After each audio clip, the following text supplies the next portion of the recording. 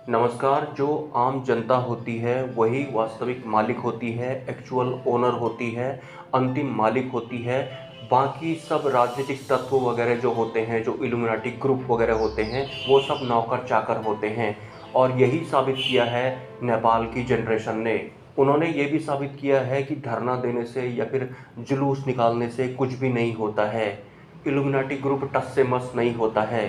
Action लेना पड़ता है, एक्शन में आना पड़ता है, तब जाकर ही करप्शन को उखाड़ फेंका जाता है।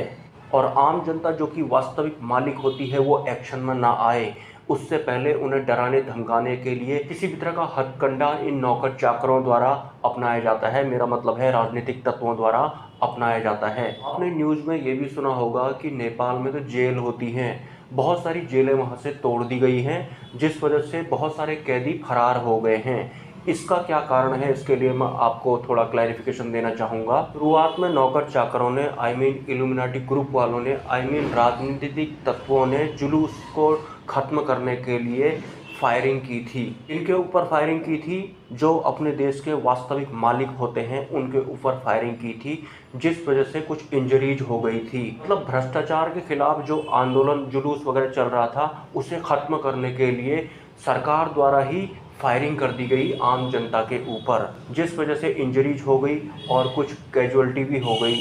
मतलब करप्शन या फिर करप्ट सिस्टम के ऊपर तुम किसी भी तरह की कोई आवाज़ मत उठाओ, इस आवाज़ को दबाने के लिए फायरिंग तक कर दी जाती है, जिसके फलस्वरूप वहाँ के बच्चों को गंभीर इंजरीज हो जाती हैं।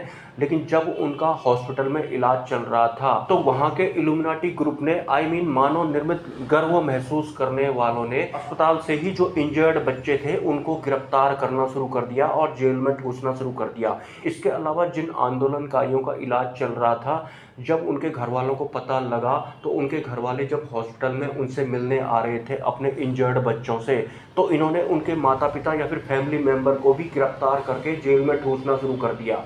मतलब जो इंजर्ड हैं उनको भी और जो उनसे मिलने आ रहे हैं उनको भी। तो इसके फलस्वरूप जो जनरेशन है वो और भी ज़्यादा उग्र हो गई, क्योंकि एक तो वो करप्ट पॉलिटिशियन या फिर इल्यूमिनाटी ग्रुप, में इनको एक ही नाम देना चाहूँगा, इनके खिलाफ वो आवाज़ उठा रहे थे। इन्होंने उनकी आवाज़ दबाने के लिए एक तो उनके ऊपर फायरिंग कर दी, और फायरिंग करने के बाद जब उनका इलाज चल रहा था, तो वो इलाज अभी ठीक तरह से हुआ भी नहीं था, वो उनको अरेस्ट करने लग गए। उसके बाद जो उनसे मिलने आ रहे हैं उनको भी अरेस्ट करने लग गए, और अरेस्ट कर भी लिया। इस वजह से उस जनरेशन ने जहां जहां जेल थी वो जेल ही उन्होंने तोड़ दी, क्योंकि उनको पता तो था नहीं कि किस जेल में हमारे घर के लोगों को या फिर हमारे लोगों को इन्होंने डाला होगा। तो इस वजह से जो भी जेल उनकी नज़र में आई, उन्होंने उन सारी जेलों को ही तोड़ दिया या फिर फूंक दिया। इसके फलस्वरूप उस जेल में जो कैदी वगैरह थे वो भी वहाँ से भाग गए या फिर छूट गए। वैसे जिस तरह से आजकल दुनिया में करप्शन चल रहा है, झूठ का बोलबाला चल रहा है, तो जेल में भी बहुत कम ऐसे लोग होते हैं जो कि वास्तविक कोई आरोपित होते हैं। ज़्यादातर तो लोगों को फंसाया ही गया होता है, ये तो आम जनता को पता ही है। लेकिन फिर भी सभी तो निर्दोष नहीं होंगे, कुछ दोषी भी होंगे, तो वो भी उसकी भीड़ में भाग गए। इसके अलावा नेपाल एकमात्र ऐसा देश है इस पूरे विश्व में जिसे आज तक किसी ने भी गुलाम नहीं बनाया। और ये भी एक सच है कि लगभग 7 या 8 बार नेपाल का संविधान लिखा जा चुका है। मतलब संविधान वहाँ लिखते रहते हैं और वो टर्मिनेट होते रहते हैं। तो लगभग 7 या 8 बार, जहाँ तक मुझे जानकारी है, वहाँ का संविधान लिखा जा चुका है। और जो देश गुलाम रहे हैं वहाँ का वही संविधान अभी तक चल रहा है, जिसमें कि अंग्रेज़ों का मिलोचा रहा था, वो बदलता नहीं है। मतलब अंग्रेज़ों के द्वारा या फिर इल्यूमिनाटी ग्रुप के मिलोचे से जिस भी देश का संविधान वगैरह लिखा गया है वो बदलता नहीं है। लेकिन जो देश कभी किसी का गुलाम ही नहीं रहा, उसका 7-8 बार संविधान लिखा जा चुका है।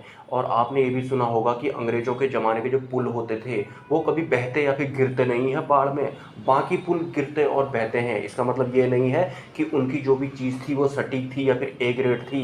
वो तो अपना टैक्स निकालने का सिस्टम बिछाने के लिए किसी भी देश को पॉजेस करते हैं या फिर गुलाम बनाते हैं। लेकिन नेपाल को आज तक किसी ने गुलाम नहीं बनाया था। एक बात ये भी सच है कि जो जनरेशन है वो वेग में, आवेश में बहुत कुछ कर चुकी है। पहली बात, जब से ये सोशल मीडिया आया है, जब से ये मोबाइल फ़ोन, इंटरनेट सस्ता हुआ था, उसके बाद हर इंसान को बहुत सारी जानकारियाँ मिल गई हैं, काफ़ी कुछ ऑप्शन उसे पता लग गए हैं। मतलब ज़्यादातर इंसान तो भोगवादी बना है जब से ये मोबाइल ज़्यादा चले हैं।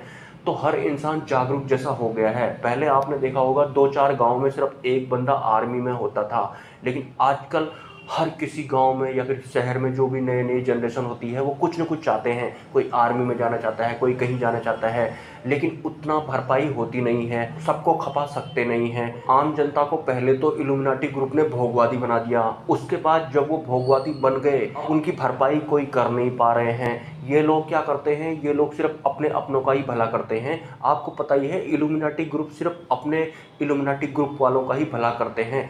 ये तो लगभग सारे देशों में ही होता है। मैंने वहाँ के कुछ वीडियोस देखे, वहाँ के जनरेशन बोलती है कि हमें ये कोई भी नहीं चाहिए।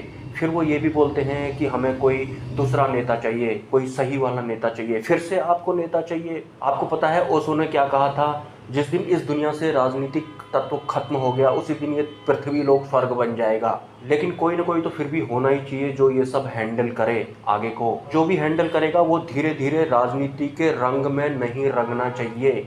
मतलब जो अर्थ पे काम करे और जो अपने अपनों का ही भला करे, बाकी लोग उसके लिए कीड़े मकोड़े हैं।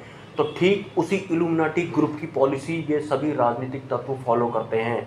तो कोई ना कोई लीडर तो उन्हें मिल ही जाएगा जो निष्पक्ष भाव से सेवा करेगा। लेकिन ट्रायल अब वो नहीं करेंगे, क्योंकि पिछले 15 सालों से उन्होंने बहुत कुछ ट्रायल कर लिया है और सबने अपनी कोठियाँ बनाई थी, अपना स्विस बैंक फुल किया था, और उसके बाद मोटर बोट में समंदर में राफ्टिंग करते हुए आप दिखा रहे हैं, सोशल मीडिया पे फोटो डाल रहे हैं आम जनता के टैक्स के पैसे से। और आम जनता का रियल मीनिंग मालिक होता है, ये आपको भूलना नहीं है। मालिक होती है आम जनता, एक्चुअल ओनर होते हैं, बाकी सब नौकर चाकर होते हैं। नौकर चाकर आपके पैसों से ऐश कर रहे हैं समंदर में, कमाल की बात हो गई। ये बहुत टाइम से चल रहा है। आम जनता जो होती है, जो एक्चुअल ओनर होती है, वो भरोसे से किसी भी नेता को चुनती है। लेकिन धीरे धीरे ये राजनीति का जो दंड है ये कुछ और ही बन गया। ये व्यापारी जैसे बन गए। इन्होंने आम जनता को भी व्यापारी जैसा बना दिया राजनीति में। मतलब नौकर लोग जनता को रूल कर रहे हैं। मतलब नौकर जो हैं वो एक्चुअल मालिक को सिखा और समझा रहे हैं कि जैसा हम कहेंगे तुम्हें वैसा करना है। कमाल की बात हो गई है, मालिक को नौकर सिखा रहे हैं। बहुत टाइम से ये चल रहा था। तो नौकरों को नौकरों की तरह काम करना चाहिए, अपना प्राइवेट ग्रुप नहीं बनाना चाहिए। अदरवाइज मैंने तो देखा कि वित्त मंत्री को फ्लाइंग किक मार रहा था वहाँ का एक युवा, वो भी रोड में। इल्यूमिनाटी ग्रुप को नई जनरेशन ने उखाड़ के तो फेंक दिया, लेकिन अब उनके आगे को कुछ प्लान क्या होंगे उन्हें कोई बताने वाला है नहीं, कोई गाइड करने वाला भी होगा नहीं। लेकिन हो जाएगा, कोई ना कोई तो आ ही जाएगा। लेकिन किसी को भी ये भूलना नहीं है कि जो वास्तविक मालिक होते हैं, एक्चुअल ओनर जो होते हैं, वो आम जनता होती है। बाकी सब नौकर चाकर होते हैं। नौकर चाकर मतलब राजनीतिक तत्व सब नौकर चाकर होते हैं। उनके अंडर में जो काम करते हैं वो सब भी नौकर चाकर होते हैं। तो एक्चुअल ओनर हैं हम, ये कभी भूलना मत। नमस्कार।